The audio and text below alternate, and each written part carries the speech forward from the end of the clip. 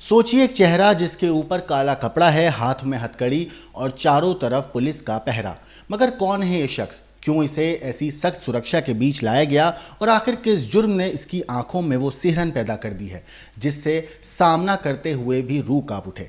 ये वही शख्स है जिसके नाम के साथ जुड़ी हुई है मासूमियत की चीखें।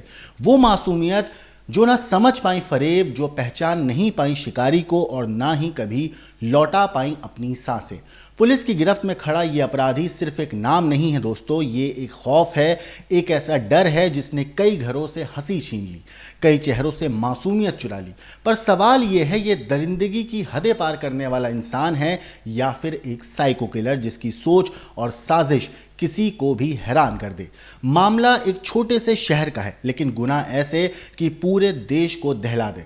कभी बच्चियों को बहला फुसला कर घर बुलाना, तो कभी खौफनाक तरीके से उनकी मासूम जिंदगियों को छीन लेना और फिर सबूतों को मिटाने के लिए ऐसे कदम उठाना जिन्हें सुनकर भी किसी इंसान की रूह कांप उठे। लेकिन असली रहस्य यहाँ ख़त्म नहीं होता है, क्योंकि जब पुलिस ने इस दरिंदे का चेहरा बेनकाब किया तो सामने आया ऐसा सच जिसने खुद कानून के रखवालों के पैरों तले जमीन खिसका दी। सोचिए, जिस अपराधी को कभी जेल की सलाखों में कैद किया गया हो, जो अदालत की चौखट से भागकर पूरे शहर को चुनौती देकर निकला गया हो, क्या वही शख्स दोबारा लौटा? क्या उसी ने फिर से मासूम जिंदगियां छीन ली? और अगर हां, तो सवाल यह भी है, इतनी सख्ती के बावजूद वो कैसे भागा? कैसे वापस उसी शहर में पहुंचा जहां हैवानियत को इसने अंजाम दिया था, जहां उसका खौफ पहले ही दर्जनों परिवारों की आंखों में जिंदा है? ये कहानी किसी फिल्म की स्क्रिप्ट नहीं है, बल्कि हकीकत है। वो हकीकत जहां कानून और अपराध के बीच चालाकी का ऐसा खेल खेला गया जिसमें दांव पर थी मासूम जानें, और जब पुलिस ने इस काले चेहरे को दबोचा तो सामने आई उसकी हैवानियत की करतूतें।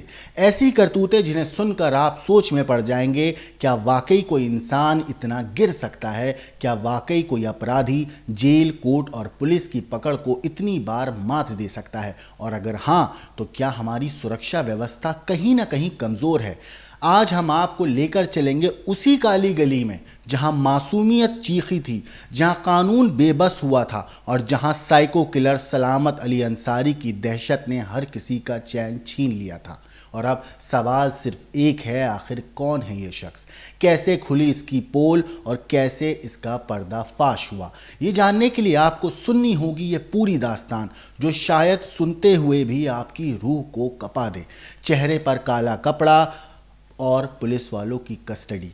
ये वो शख्स है जो मासूम लड़कियों को निशाना बनाता था, पहले बहला फुसलाकर उन्हें घर बुलाता और फिर क्रूरता की सारी हदें पार करता था।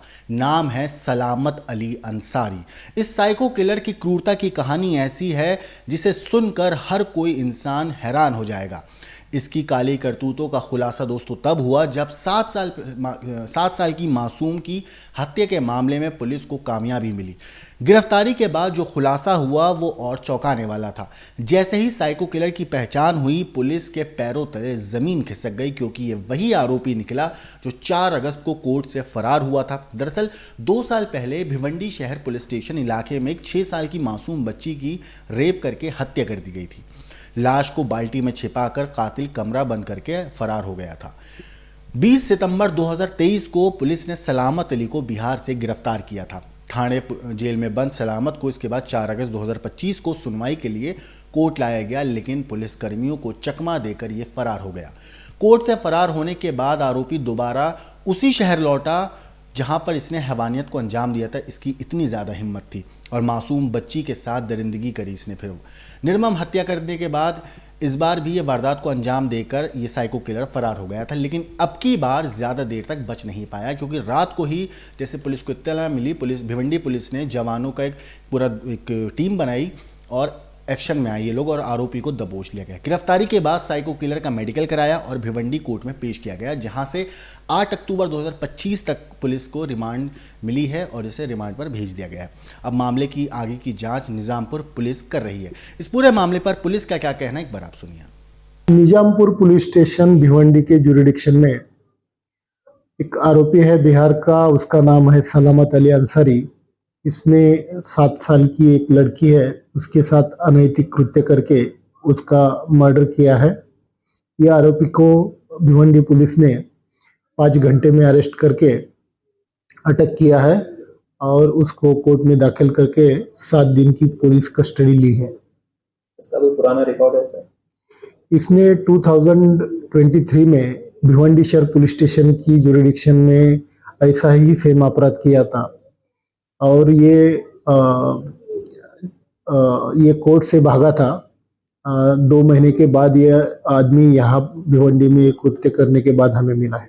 तो सुना आपने इस हैवान के बारे में पुलिस ने क्या कुछ बताया। अब हमें कमेंट करके आप अपनी राय बताइए कि सनकी के ऊपर आपकी क्या कुछ राय है। बाकी देश और दुनिया की क्राइम की खबरों के लिए देखते रहिए क्राइम तक।